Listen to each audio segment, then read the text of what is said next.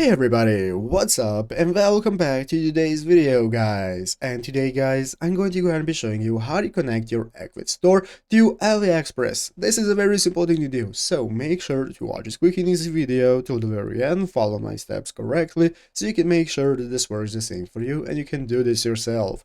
But yeah guys, let's get straight into it. So the first thing you want to do is to go ahead and open up the official Ecwid store right here at ecwid.com if you're not already, and after opening it up you'll be greeted by this main page right here where you want to go ahead and log into your account. So if you've not already logged in, you can go ahead and create a new account if you don't have one, and after logging in successfully you'll be greeted by this home page right here where on the left side of the screen you can find all the sections you can access, such as dashboard, sales, catalog, and so on.